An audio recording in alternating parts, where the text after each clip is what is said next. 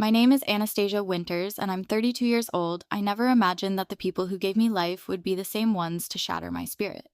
Growing up in our picturesque home in Portland, I believed my family was like one of those perfect pictures in a magazine.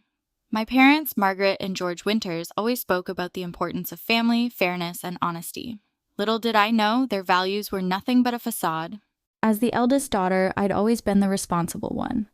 My younger sister, Evelyn Winters, was the golden child, the kind of person who could trip over her own feet and somehow land on a pile of gold. And Evelyn and I had our fair share of sibling rivalry, but deep down I always loved her.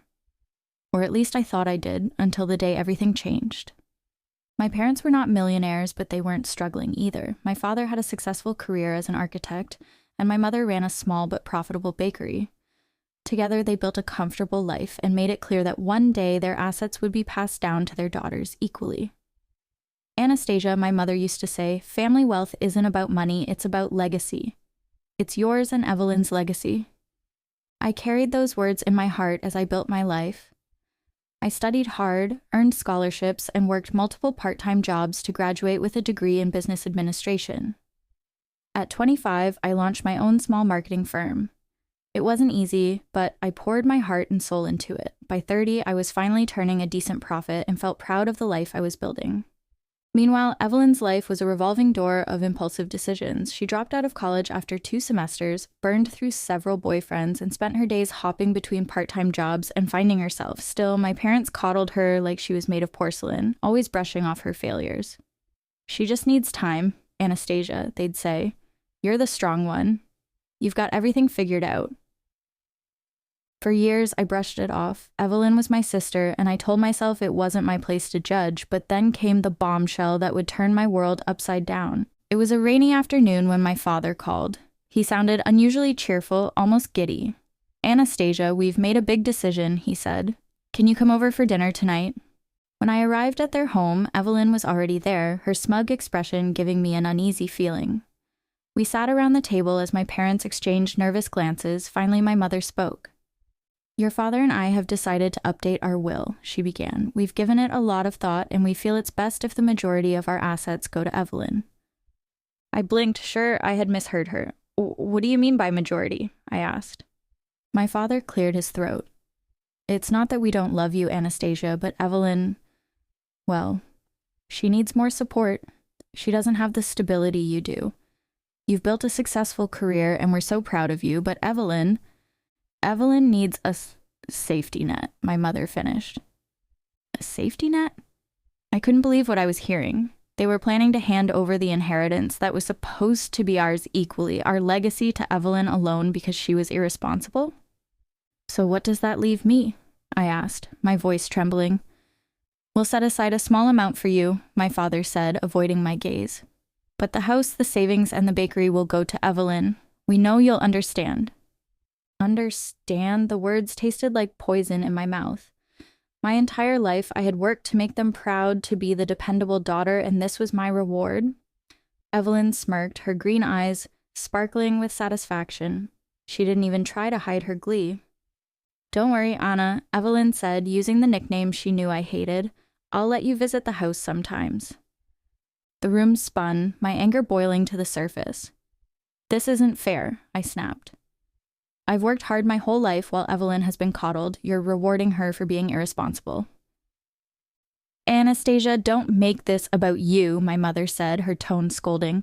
Evelyn is family, and family supports each other. Family. The word sounded hollow. That night, I drove home in the pouring rain, my mind racing with thoughts of betrayal and injustice. For weeks, I tried to reason with my parents to make them see how unfair their decision was, but they wouldn't budge.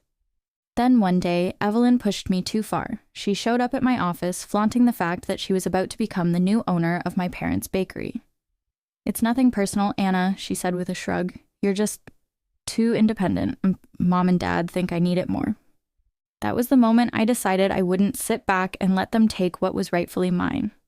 They had underestimated me, but they were about to learn just how independent I could be. It was time to take back control and turn their lives upside down. I drove home that night with a fire burning inside me, my grip on the steering wheel so tight my knuckles turned white. For days, I replayed my parents' betrayal in my head, Evelyn's smug expression etched into my memory like a scar. They thought they could rob me of my legacy and brush me off with excuses. But they didn't know me, not the real me. I wasn't going to scream or throw tantrums. No, I was going to be patient, calculated, and relentless. If they thought Evelyn deserved everything, I'd make them realize how wrong they were. The first step of my plan was gathering information. I began visiting the bakery more often, pretending to be interested in helping out. My parents didn't suspect a thing, assuming I had moved on, and accepted their decision. Evelyn, of course, barely showed up, already assuming ownership in her mind and delegating the hard work to my parents. I started asking questions about the business, how much revenue it brought in, who their suppliers were, and which items sold best. My father, ever the pragmatist, was happy to talk numbers. My mother, proud of the bakery's reputation, eagerly shared her recipes and techniques. I listened, smiled, and took mental notes. What they didn't know was that I was quietly building my own network. Using my connections from the marketing world, I began reaching out to local suppliers and bakery experts. I pitched them a vision of a modern bakery that combined tradition with innovation. Many were intrigued, especially when I hinted at lucrative partnerships. At the same time, I kept an eye on Evelyn. Her lack of business sense was almost laughable.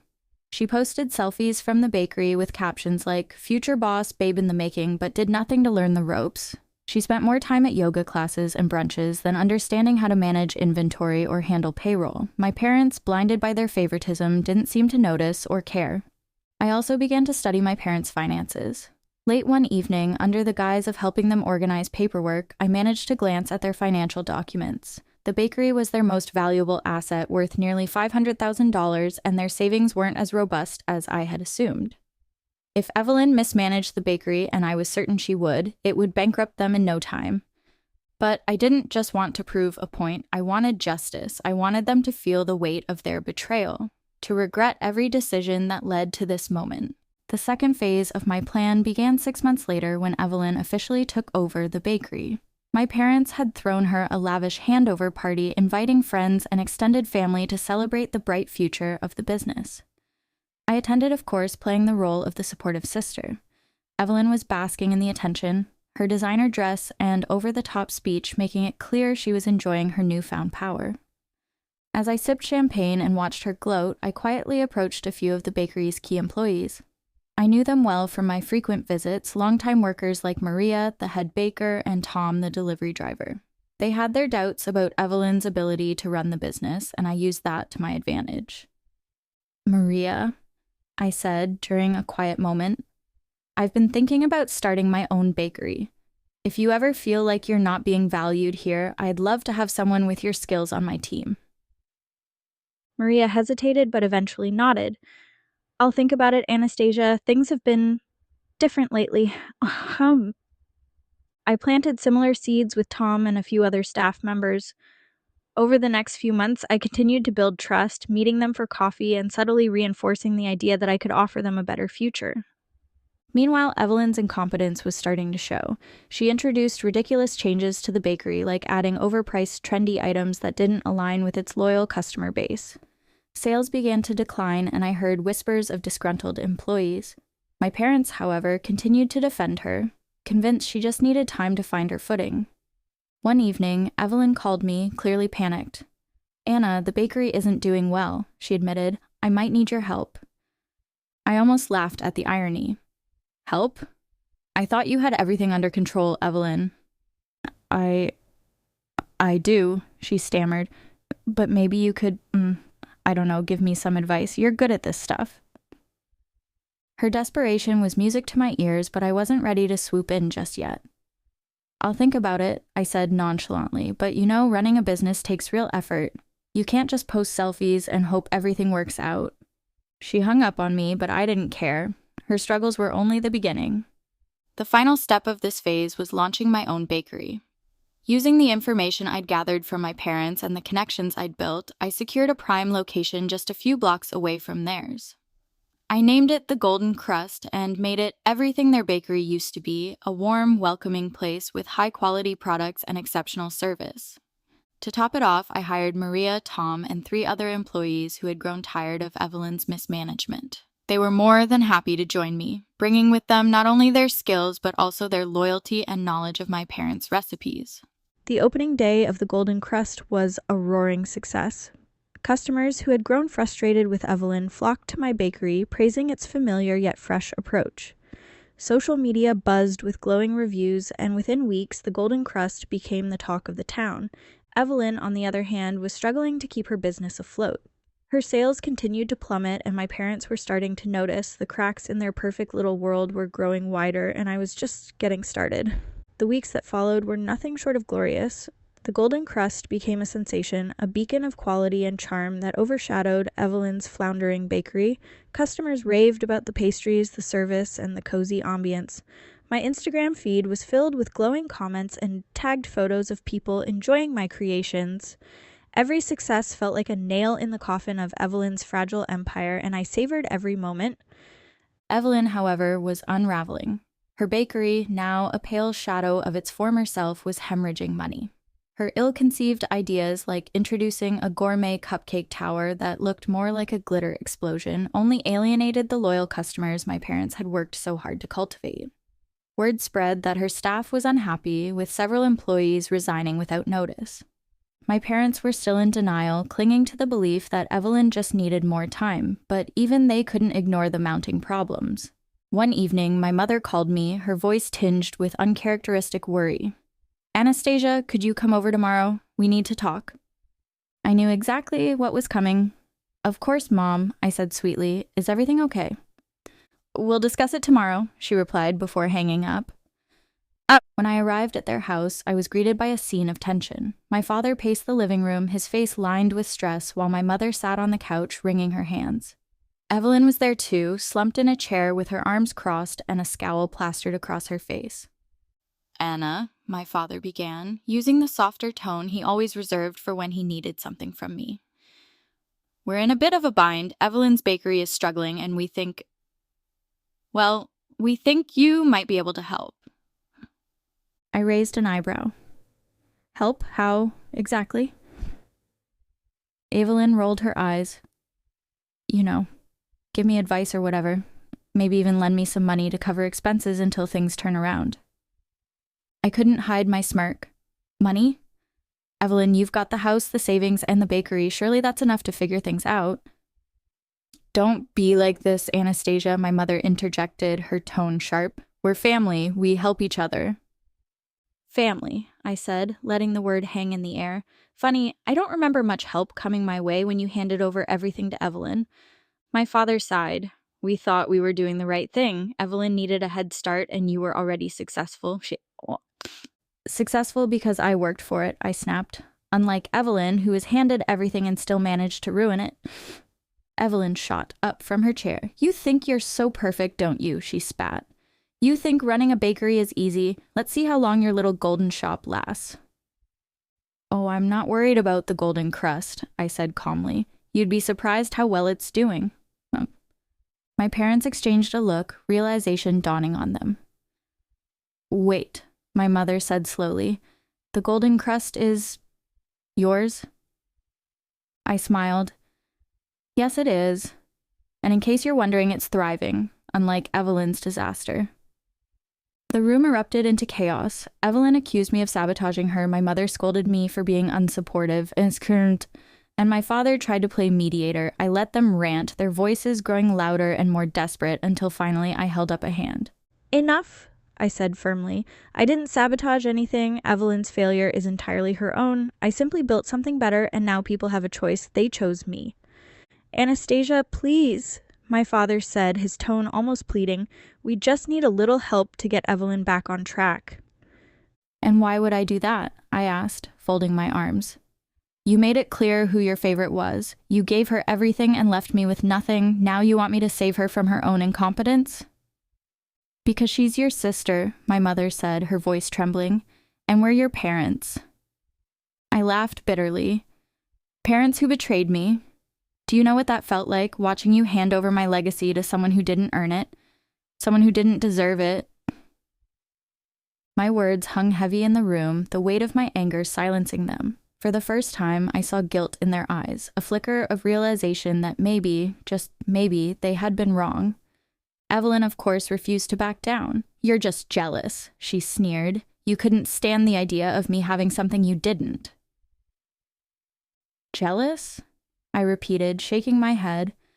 "No, Evelyn, I'm not jealous. I'm vindicated, because while you were busy squandering what you were given, I built something real, something I earned."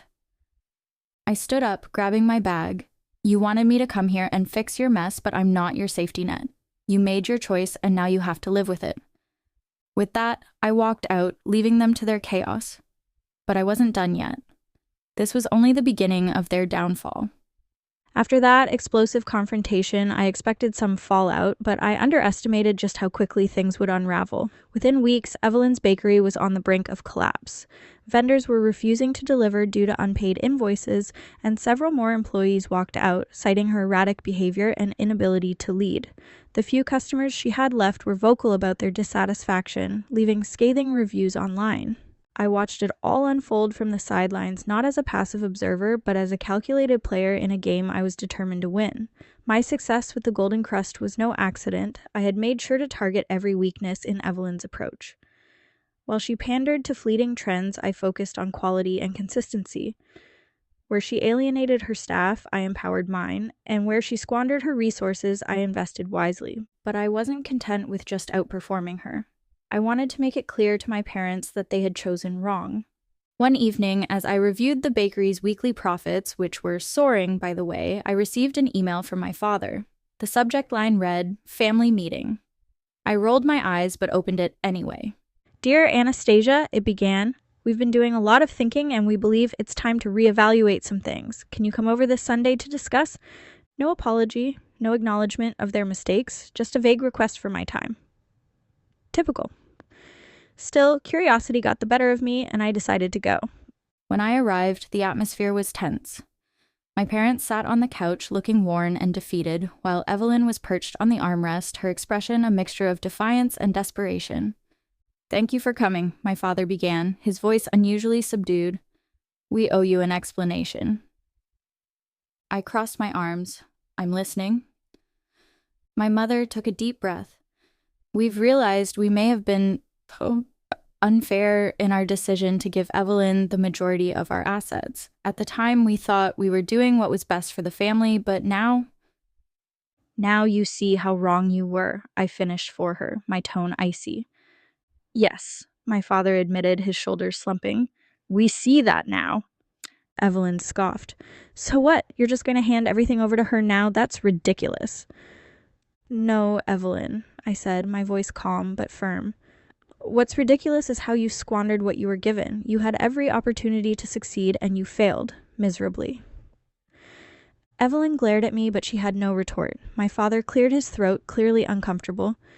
"We're not taking anything away from Evelyn," he said, "but we want to make things right with you, Anastasia."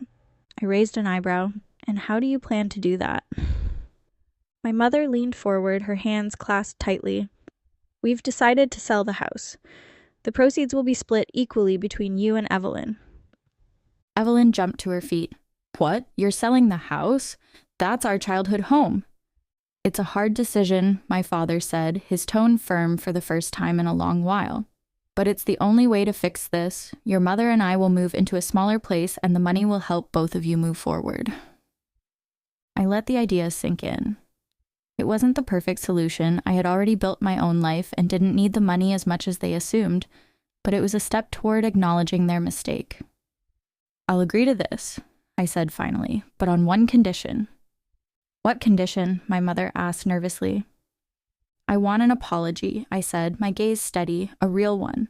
"Not just to me, but to every employee and customer you let down by putting Evelyn in charge. And I want it in writing." Evelyn's face turned red. "You can't be serious." "Oh, I'm very serious," I said. "This isn't just about money, it's about accountability. If you want me to even consider forgiving you, this is the bare minimum." There was a long silence as my parents exchanged uneasy glances. Finally, my father nodded. "You're right. We'll do it." Evelyn stormed out of the room, slamming the door behind her. I didn't care. This wasn't about her anymore. It was about reclaiming my dignity. And in the weeks that followed, my parents followed through on their promise. They sold the house, issued a public apology for their poor decisions, and even acknowledged me in a local newspaper article about successful entrepreneurs. It was bittersweet, but it felt like the vindication I had been waiting for. As for Evelyn, she disappeared from the spotlight, too embarrassed to face the community she had alienated. Rumors swirled that she had moved to a neighboring city to start over, but I didn't bother confirming. She had made her choices, and now she was living with the consequences. For me, the victory was not just in the financial compensation, but in the knowledge that I had fought for myself and won. My parents had learned a hard lesson about favoritism, and the community saw me for the capable, resilient woman I was. But most importantly, I had reclaimed my narrative. I wasn't just the forgotten daughter anymore. I was Anastasia Winters, and I had turned their lives upside down. The months that followed felt like a new chapter in my life. The storm had passed, and for the first time in years, I felt a sense of peace. My parents, humbled and guilt-ridden, worked to rebuild their relationship with me. While I wasn't ready to forgive them completely, I appreciated their efforts. They showed up at the Golden Crust regularly, not as critics or judges, but as proud parents. My father even joked, "You really did inherit your mother's talent for baking, only you turned it into an empire." As for Evelyn, she faded into the background. After the fallout, she moved to Seattle, far enough to escape the humiliation, but close enough to stay within the family's orbit. I heard through the grapevine that she was working as a server at a high-end restaurant. The irony wasn't lost on me. She had gone from self-proclaimed boss babe to being on someone else's payroll. I wasn't vindictive enough to revel in her downfall, but I didn't feel sorry for her either. She had been handed every advantage and squandered it. Life had finally forced her to confront the consequences of her actions, something my parents had shielded her from for too long. With the proceeds from the house sale, I decided to make an investment that would cement my legacy. I expanded the Golden Crust, opening 2 new locations in nearby towns. The demand was overwhelming, and within months, both locations were thriving. I hired local talent, many of whom had been disillusioned by poorly run establishments. Together, we built something extraordinary, a brand that wasn't just about pastries, but about community, quality, and resilience. Despite my success, there was one thing I still struggled with: forgiveness. My parents had hurt me deeply, and while they had taken steps to make amends, the scars they left weren't easy to heal. It wasn't until one quiet afternoon, as I was closing up the bakery, that I began to feel a shift. My mother walked in, holding a small box wrapped in brown paper. She looked older than I remembered, her face lined with the weight of regret. "Anastasia," she said softly, "I know I can't undo the pain we caused you, but I want to give you this." I opened the box and found a stack of handwritten recipes. They were the original recipes my mother had created when she first started the bakery. Each one was meticulously written with notes about variations and customer favorites. At the bottom of the stack was a letter. "My dearest Anastasia, I'm sorry, not just for the inheritance or the way we treated you, but for not seeing you. You've always been the strong one, the capable one, and I took that for granted. I thought Evelyn needed us more, but I realize now that I was wrong. You deserved better from us, and I will spend the rest of my life trying to earn your forgiveness. I hope these recipes remind you of where you came from, not from us, but from a legacy of love and hard work. You've turned that legacy into something extraordinary, and I couldn't be prouder. Love, Mom." Tears blurred my vision as I read her words. It wasn't a perfect apology, but it was honest and heartfelt. For the first time, I felt a glimmer of hope that our relationship could heal. In the weeks that followed, my parents became regular fixtures at the bakery. My father helped with the books, offering his architectural expertise to redesign the layout of my new locations, while my mother volunteered to bake during busy weekends. Slowly but surely, they were earning back my trust. As for me, I began to let go of the anger that had fueled me for so long. It wasn't easy, but I realized that holding on to resentment would only hold me back. I was no longer the betrayed daughter fighting for her place. I was Anastasia Winters, the owner of a thriving bakery empire and the architect of my own destiny. Looking back, I saw the journey for what it was, a test of resilience, determination, and self-worth. My parents' betrayal had hurt me, but it had also pushed me to discover my true strength. Evelyn's failure had taught me that success isn't handed to you, it's earned. And my own triumph had shown me that revenge, while satisfying, is most powerful when it's rooted in justice and growth. I don't know if Evelyn will ever find her footing or if my parents will fully atone for their mistakes, but that's no longer my concern. I've moved on, leaving the pain behind and embracing the life I've built. As I lock the doors of the Golden Crust each night, I feel a sense of pride that no betrayal can ever take away. This is my legacy, my victory, and my story, and it's only just begun.